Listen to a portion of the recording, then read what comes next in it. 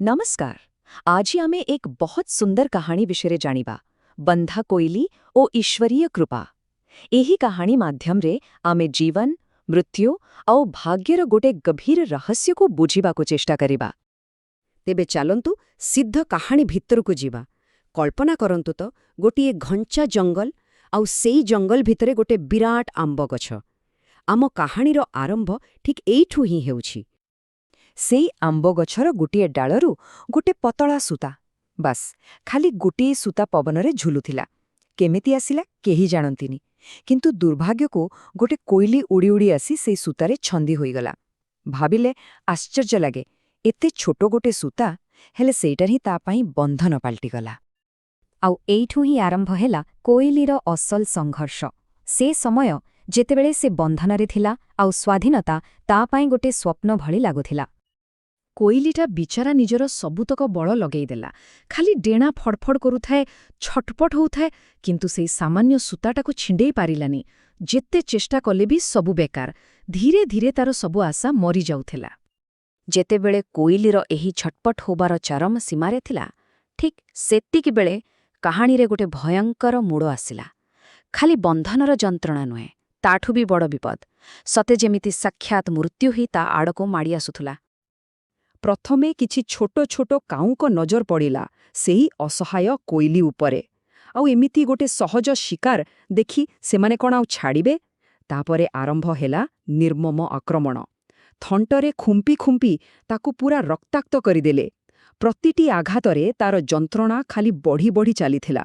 ଗୋଟେ ପଟେ ବନ୍ଧନର କଷ୍ଟ, ଆଉ ଅନ୍ୟପଟେ ଏ ଆକ୍ରମଣର ପୀଡ଼ା। କୋଇଲିଟି ସମ୍ପୂର୍ଣ୍ଣ ଭାଙ୍ଗି ପଡ଼ିଥିଲା। ଠିକ୍ ଏତିକିବେଳେ ସେଠାରେ ପହଞ୍ଚିଲା ଗୋଟେ ବଡ଼ ଡାମରା କାଉ।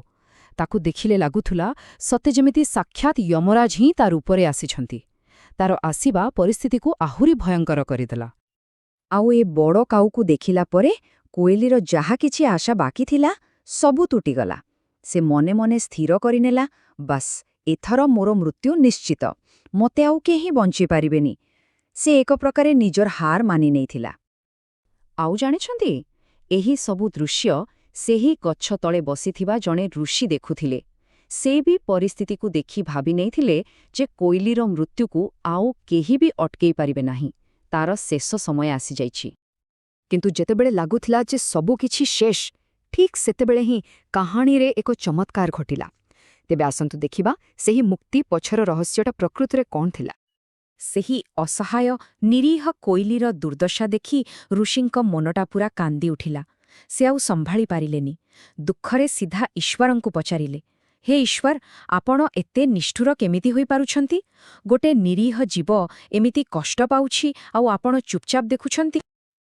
ଆଉ ଠିକ୍ ସେଇ ମୁହୂର୍ତ୍ତରେ ଯେତେବେଳେ ଋଷି ଏମିତି କାନ୍ଦି କାନ୍ଦି ଈଶ୍ୱରଙ୍କୁ ଡାକୁଥିଲେ, ଏକ ଅବିଶ୍ୱାସନୀୟ ଘଟଣା ଘଟିଲା। ସେହି ବଡ଼ କାଉ, ଯିଏକି ମୃତ୍ୟୁର ପ୍ରତୀକ ଥିଲା, ସେ କୋଇଲିକୁ ଆକ୍ରମଣ କରିବା ବଦଳରେ ଯାଇ ସିଧା ସେଇ ସୂତା ଉପରେ ବସିପଡ଼ିଲା, ଆଉ ତାର ଓଜନରେ ସେହି ବନ୍ଧନର ସୂତା ଫଟ୍ କରି ଛିଣ୍ଡିଗଲା। ବାସ୍ ତାପରେ ଆଉ କ'ଣ? କୋଇଲିଟି ବନ୍ଧନମୁକ୍ତ ହୋଇଗଲା, ଆଉ ତୁରନ୍ତ ସେଠାରୁ ଫୁର୍ କରି ଉଡ଼ି ବହୁତ ଦୂରକୁ ଚାଲିଗଲା। ମୃତ୍ୟୁ ମୁହଁରୁ ସେ ସମ୍ପୂର୍ଣ୍ଣ ମୁକ୍ତ ହୋଇଗଲା। ଏହି ଯେଉଁ ଘଟଣାଟି ଘଟିଲା, ସେଇଟା କେବଳ ଏକ ସଂଯୋଗ ନଥିଲା। ଏହା ପଛରେ ଥିଲା ଈଶ୍ୱରଙ୍କର ଅପାର ଲୀଳା, ତାଙ୍କର ମାୟା, ଯାହାକୁ ବୁଝିବା ସାଧାରଣ ମଣିଷ ପାଇଁ ବହୁତ କଷ୍ଟ। ଏହି ଦୃଶ୍ୟ ଦେଖି ଋଷି ଆଶ୍ଚର୍ଯ୍ୟ ହୋଇ କହିଲେ, ଧନ୍ୟ ପ୍ରଭୁ, ଆପଣଙ୍କର ଲୀଳା। ଯେଉଁ କାଉଟା ମୃତ୍ୟୁ ରୂପରେ ଆସିଥିଲା, ଶେଷରେ ସେ ହିଁ କୋଇଲିର ମୁକ୍ତିର କାରଣ ସାଜିଲା। ଏଇଠୁ ଜଣାପଡ଼ୁଛି ଯେ ଭାଗ୍ୟର ଖେଳ କେତେ ଅଦ୍ଭୁତ ହୋଇପାରେ। ତେବେ এই କାହାଣୀର ପ୍ରକୃତ ସାର ହେଉଛି ମାୟା। ଦେଖନ୍ତୁ, ମାୟା ମାନେ ଖାଲି ଗୋଟେ ଭୁଲ ଧାରଣା ନୁହେଁ, ଏହା ହେଉଛି ଈଶ୍ୱରଙ୍କର ଗୋଟେ ଅଦ୍ଭୁତ ଖେଳ, ତାଙ୍କର ଲୀଳା। ମାନେ ଆମକୁ ଯାହା ଦେଖାଯାଏ, ସତଟା ତାଠୁ ବହୁତ ଅଲଗା, ବହୁତ ଗଭୀର। ଆମେ ଯାହାକୁ ସମସ୍ୟା ଭାବୁ, ବିପଦ ଭାବୁ, କିଏ ଜାଣେ ସେଇଟା ଭିତରେ ହିଁ ସମାଧାନର ରାସ୍ତା ଲୁଚି ଥାଇପାରେ। ଠିକ୍ ଏ କାହାଣୀ ପରି, ଯେଉଁ କାଉଟା ମୃତ୍ୟୁର ଦୂତ ଭଳି ଲାଗୁଥିଲା, ଶେଷରେ ସେହି ତ ମୁକ୍ତି ଦେଲା। ଏଇଟା ହିଁ ତ ମାୟା। ତେଣୁ ଏହି କାହାଣୀରୁ ଆମେ ଗୋଟିଏ ବଡ଼ କଥା ଶିଖିପାରିବା। ଯାହା ଆମକୁ ଗୋଟେ ଅଭିଶାପ ପରି ଲାଗେ, ବେଳେବେଳେ ତାହା ହିଁ ଆଶୀର୍ବାଦର ଛଦ୍ମବେଶରେ ଆସିଥାଏ। ସବୁଠୁ ବଡ଼ ସମସ୍ୟା ଭିତରୁ ହିଁ ବେଳେବେଳେ ସମାଧାନର ବାଟ ବାହାରି ଆସେ। ତେବେ ଏହି କାହାଣୀ ଶେଷରେ ଗୋଟିଏ ପ୍ରଶ୍ନ ମନକୁ ଆସୁଛି, କ'ଣ ଯାହାକୁ ଆମେ ବିପଦ ବୋଲି ଭାବୁ ତାହା ବାସ୍ତବରେ ଆମ ପାଇଁ ଏକ ସୁଯୋଗ ହୋଇପାରେ? ଏହା ଉପରେ ନିଶ୍ଚୟ ଚିନ୍ତା କରିବାର ଅଛି।